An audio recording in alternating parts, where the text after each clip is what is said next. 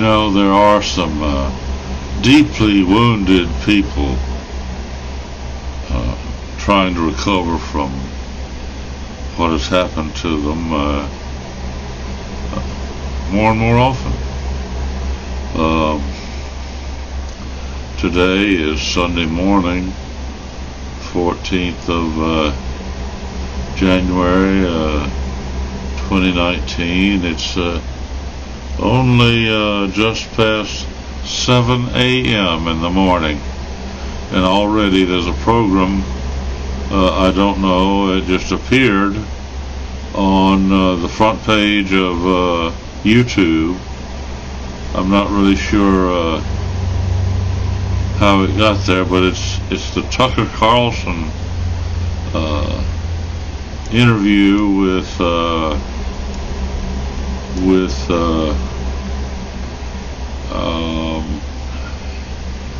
another victim. This time it's Alex Berenson, Berenson.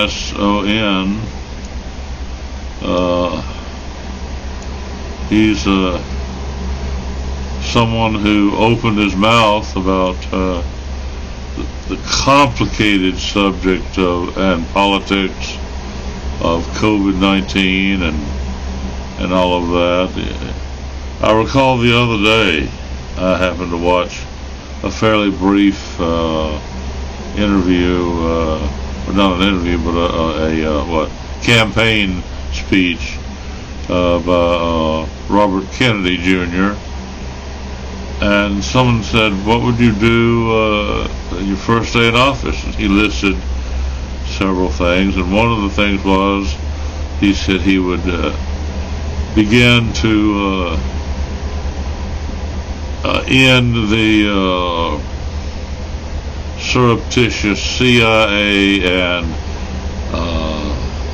FBI meddling into First Amendment territory by telling social media what they can and can't do about one person or another. Apparently, in an unofficial way, according to Kennedy, somehow the FBI was telling, social media to censor certain people.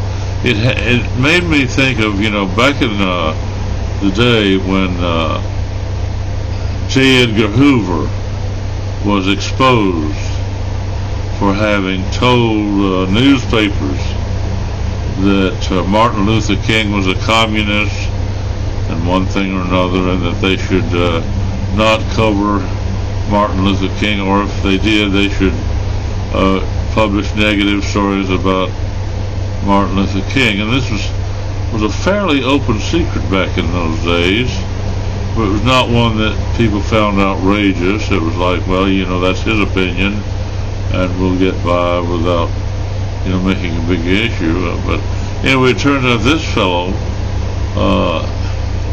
Alex Berenson, he and some others who have been smeared by federal agencies in terms of, and in this case, Alex Berenson is suing somehow because Twitter was told by a federal agent to get rid of Berenson's Twitter account. And also something about a guy that works for Pfizer and some others. Anyway, they apparently are in the process of suing. They don't know what's going to happen next. But the same sort of thing happened for years to Robert Kennedy Jr. People trying to make him into a nutcase, really funny. But he turns out to be right about some stuff, and yet the misinformation still prevails, and so he's been hurt greatly by people who get away with things. And here's another person, Alex Berenson, was reporting on what he knew and so on, and for doing that, the FBI lied to Twitter about him. So recently, he said that they've passed the point of asking the court to subpoena the records about what Twitter had been told about him, and of course he says that will prove that they defamed him and slander and all that. So that's where the issue will be joined. And Tucker Carlson said, what's the timetable for all this? And Berenson said he doesn't know, that everything is moving so slowly that he could be in his grave by the time they ever get into a courtroom. So it's not very encouraging, but you can tell that the wound is so deep, it changes a person's outlook on life. That's what Tucker Carlson said, because he stumbled on this case and some other cases, and he said, I never thought that I would find out that I was wrong about so many things, that I had a simplistic view of, the way the world works. And he said, but it's true, he said, my opinions have changed.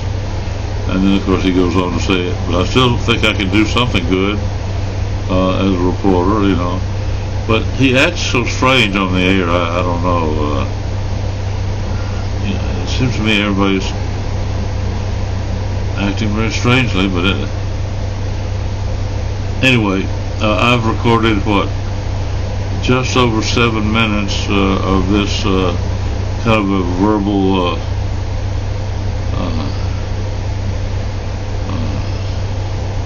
video, memo about yet another case of trouble. It's listed somehow as Tucker Carlson 1/14/24. Tucker Carlson, January 14th, 2024, and it says Yen Va Channel, YEN space VY space channel. I don't know how that works. Says here it is a little after 7:30, and it says that it was broadcast 2 hours ago.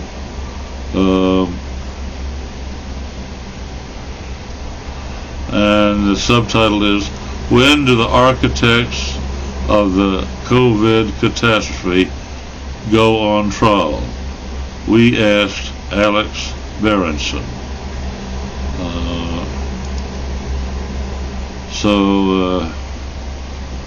That's I don't know, it's amazing to me that there just seems to be almost the impossibility of stopping the pell-mell rush of events determined or defined by, what can I say, something vaguely called the mainstream media.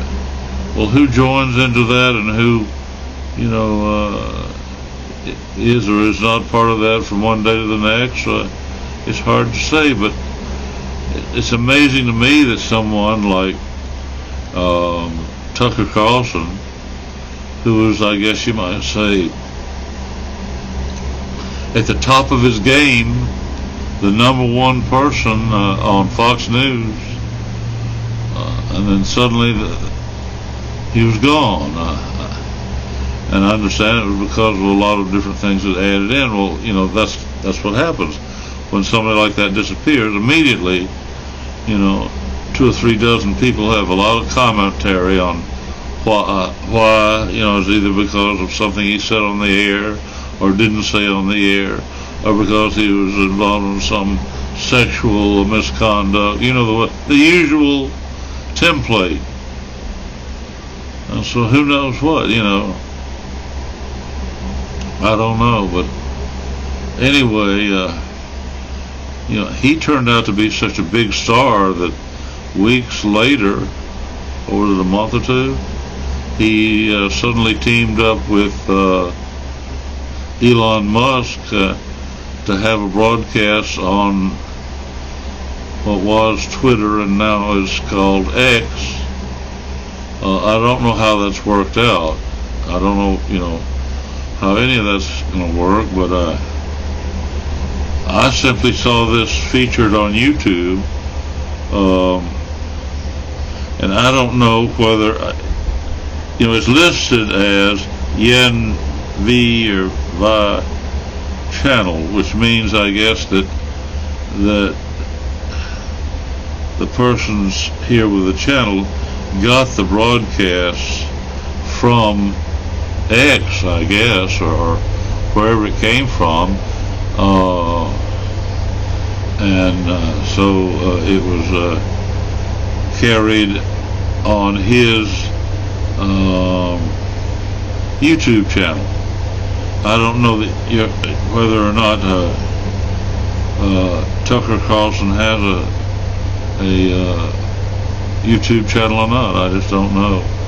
But anyway, as I understand it, Tucker Carlson, when he was, number one at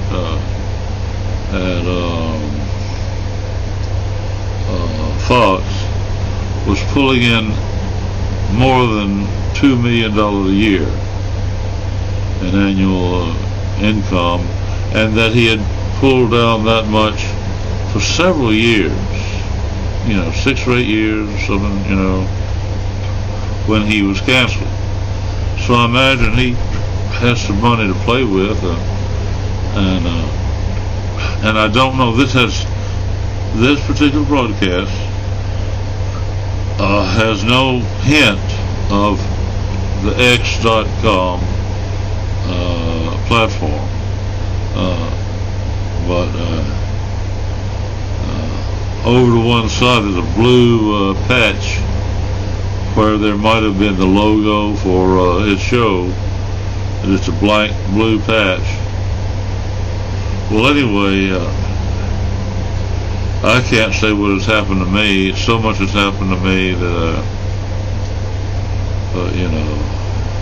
I'm just amazed at some of the names of some of the people involved and some of the stuff that goes on, and how some people can be so derisive about people involved in issues that are fairly serious, not flim-flam, if not outright harm. As I understand it, a lot of people think that the COVID protocols, the suspension of the First Amendment, followed by draconian measures to censor people, was a test of sorts to see what could be done at the stroke of a pen, really about constitutional rights. And now we find out that science in terms of the vaccines was all just a circus. According to what I've heard, at least they didn't hurt people as much as some people had thought. Some of the people digging into all this thought, well, my goodness, they were so shoddy. What can we find out? How many people were really deliberately hurt by the mess? It turns out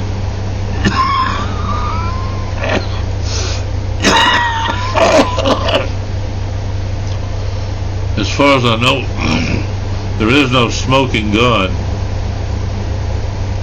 about any particular demographic or something that was really harmed, given stuff that would kill them, or that they were given stuff that's substituted for treatment that would have helped. There's nothing like that they've come forward. All that they've come forward with is a financial fraud and political fraud. Now, that's pretty bad. you know.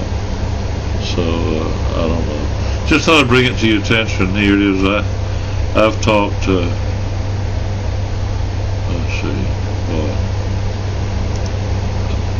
I've talked over 15 minutes, and coming up on about a little less than 15 minutes before 8 a.m. in the morning. It's bitter cold here. It's down in the lower teens, but it's going to be, they say, it's going to be a sunny day this weekend, today, Sunday. It's supposedly going to be a bright, sunny day. So from the teens, the temperature is expected to get up into, more or less a typical day of January. And of course, I'll be staying inside. And so far I haven't been able to interest anybody, and something's wrong with my lungs and my trachea.